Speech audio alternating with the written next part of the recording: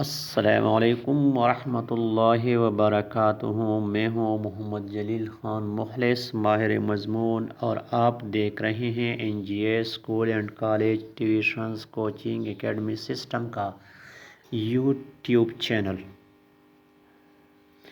آج ہم جماعت نہم Khyber Pakhtunkhwa text book board doctor Allama Muhammad Iqbal کی نظم طلوع اسلام کے مشقی سوالات کو حل کریں گے۔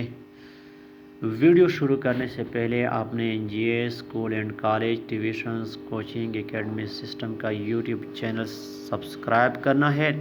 لائک، شیئر اور کمنٹس کرتے جائیں تاکہ آپ کے طرح دوسرے طلباء و طلبات بھی اس سے استفادہ حاصل کر سکیں۔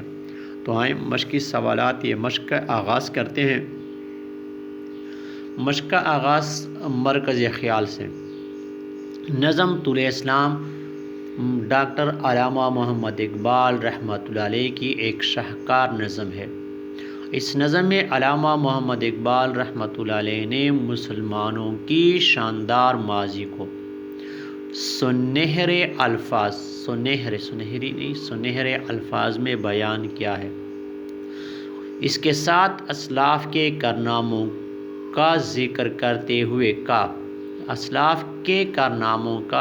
کرتے ہوئے فخر اور خوشی کا اظہار کیا ہے، اور مسلمانوں کو اپنے ماضی سے سبق حاصل کرنے اور اسلاف کی ڈگر پر چلنے کا جذبہ ابھارنے کی کوشش کی ہے۔ خلاصہ نظم یا نظم کا خلاصہ۔ نظم طلوع اسلام میں ڈاکٹر علامہ محمد اقبال رحمۃ اللہ علیہ نے مسلمانوں کو اللہ تعالیٰ کی خاص قدرت کی نشانی قرار دیا ہے کہ انسان کرۂ ارض پر اللہ تعالیٰ کا خلیفہ ہے۔ اے حضرت انسان، تو دنیا کے لیے نہیں بلکہ دنیا تیرے لیے پیدا کی گئی ہے، کیونکہ تیری نسبت حضرت ابراہیم علیہ السلام کی نسل سے ہے۔ پس آپس میں پیار و محبت سے رہیں اور دنیا کے سامنے ایک نمونہ پیش کریں، کیونکہ تو در حقیقت پوری دنیا کا امام چنا گیا ہے۔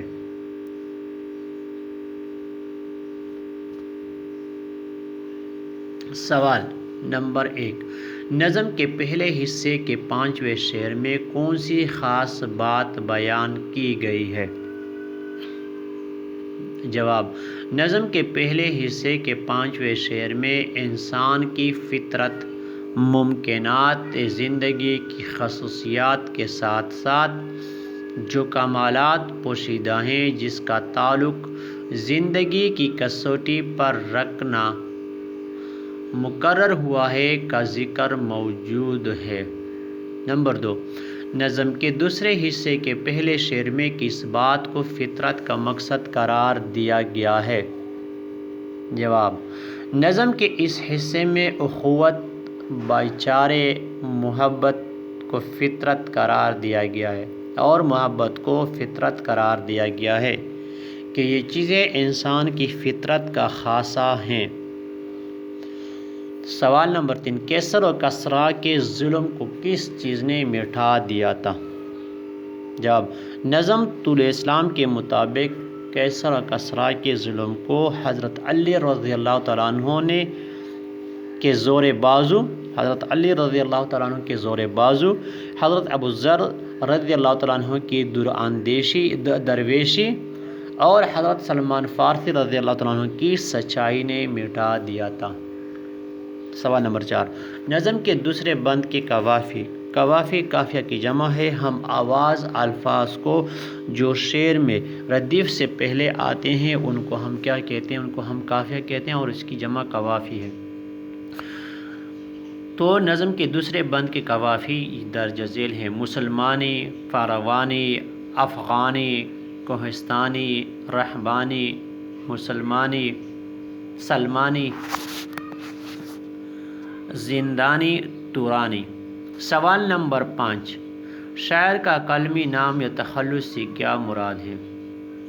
جواب: شاعر کا قلمی نام اس شاعر کا تخلص کہلاتا ہے شاعر عموماً اسے اپنی غزل یا نظم کے آخری شعر میں استعمال کرتا ہے۔ اقبال کا شعر: تجھے اقبال سے الفت ہے تو تلوار اٹھا، تجھے اقبال سے الفت ہے تو تلوار اٹھا، قبر پہ پھول چڑھانا تو کوئی بات نہیں۔ سوال نمبر 6، مصرع مکمل کریں۔ الف، خدا کا آخری پیغام ہے تو، جاویدات ہے تو۔ با، لیا جائے گا تجھ سے کام دنیا کی امامت کا۔ جیم، حنا بند عروس لالا ہے خون جگر تیرا۔ دال، جب اس نگاہ حاکی میں ہوتا ہے یقین پیدا۔ سوال نمبر 7، تشبیہ کی تعریف کریں اور 2 مثالیں دیں۔ جواب: اگر ایک چیز کو کسی خاص صفت، خوبی یا خامی کی وجہ سے یا خامی کی بنا پر دوسری چیز کی مانند قرار دیا جائے تو اسے تشبیہ کہتے ہیں۔ جیسے وہ آندھی کی طرح آیا اور طوفان کی طرح گزر گیا، میں پہاڑ کی طرح مضبوط ہوں یا میں چٹان کی طرح مضبوط کھڑا رہا۔ تو یہ نظم طول اسلام کے مشقی سوالات، یہ آج ہم نے اس کے بارے میں پڑھا۔ امید ہے آپ نے اس ویڈیو سے بہت کچھ سیکھا ہوگا۔ عموماً جب بھی آپ ویڈیو دیکھیں یا میرا یوٹیوب چینل دیکھیں تو آپ نے پاس رجسٹر اور کاغذ قلم پین وغیرہ رکھا کریں اور ان سوالات کو نوٹ کرتے جائیں، ان سے اپنے لیے جو ہے نا وہ نوٹس بناتے جائیں۔ یہ چیزیں آپ کو امتحان میں بہت زیادہ فائدہ دیں گی۔ فی الحال آج کی ویڈیو میں اتنا ہی، مجھے دیجیے اجازت۔ اپنا بہت سارا خیال رکھیے گا اور مجھے اپنی دعا میں یاد رکھیے گا۔ چینل سبسکرائب کرنا ہرگز نہ بھولیں۔ اللہ حافظ۔ السلام علیکم ورحمۃ اللہ وبرکاتہ۔